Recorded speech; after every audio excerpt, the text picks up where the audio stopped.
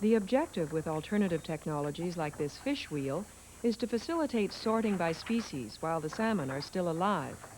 Strong stocks are kept, weak ones released. It's not a new idea. Through history, natives have employed selective techniques in salmon streams throughout the province. Using river seine nets and fish traps, they took all the fish they needed, and salmon stocks remained healthy. However, with the advent of the commercial industry on the coast, everything changed. Laws were passed banning the Indians' traditional methods, and they were given jobs on boats and in canneries. Today, natives have started using beach seines again for their in-river fisheries.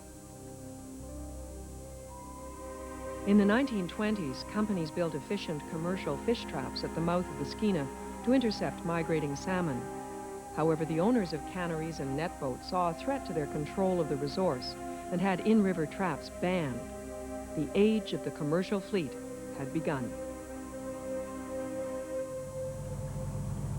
Today, salmon fishing is a high-stakes, capital-intensive game. A few big corporate players hold all the cards.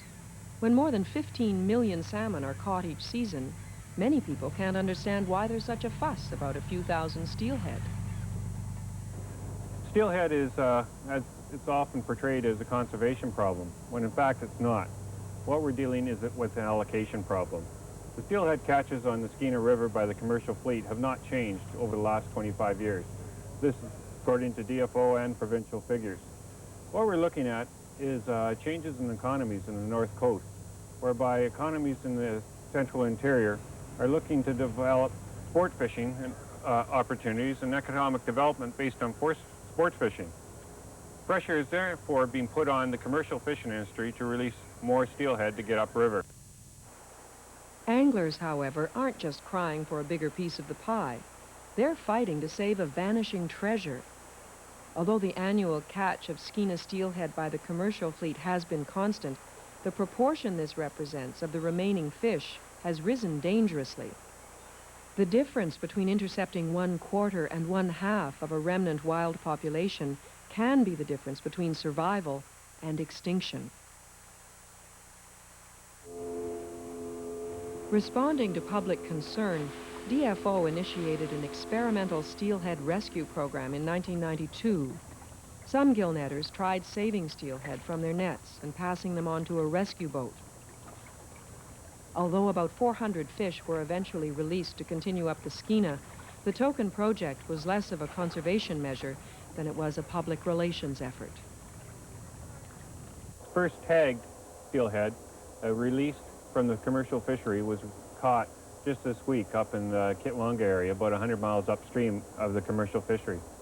This has shown us and encourages us that the program is a success and will work.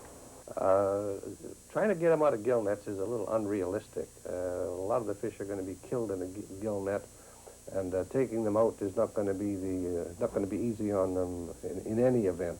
So you really have to replace gill nets if you want to really cut back on the harvest of incidental species like steelhead or chinook or coho or whatever.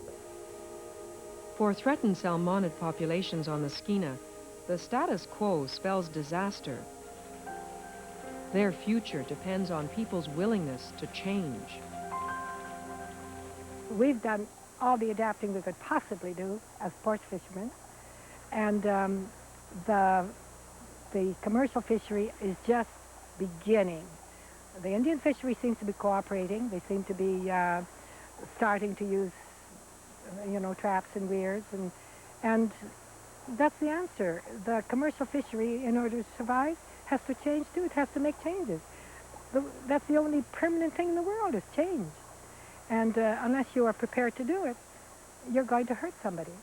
At this point, the commercial fleet has not embraced the concept of using more selective fishing technology. There's a great deal of concern on the part of the commercial fleet that they would be faced with losing jobs, losing fishing opportunity if they went that route.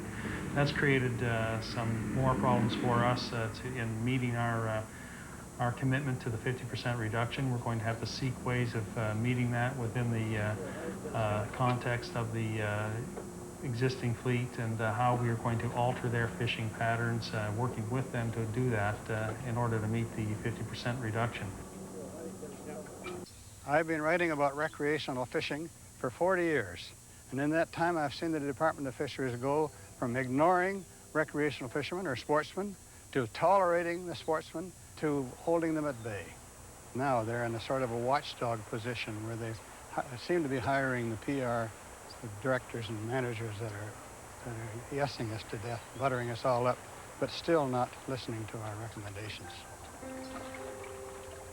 By avoiding the tough decisions that have to be made, bureaucrats continue to play politics with the long-term survival of wild salmon and steelhead. Yet solutions aren't hard to find. If you really want to solve the problem, then you go at it like they did in the Soviet Union a few years ago, many years ago. They just put a weir across the river. You know, it was on the Kamchatka Peninsula.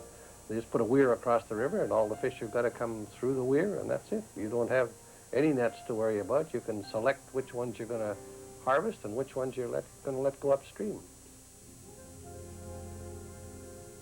A selective terminal fishery could solve many problems. Instead of being caught in the ocean, where weak populations mingle with strong, target runs of salmon could be harvested according to their abundance, from tidewater to spawning areas. For commercial fishermen, a labor-intensive selective fishery could actually mean more jobs, more fish, and more revenue. And depleted runs of wild salmon and steelhead could be rebuilt and sustained forever.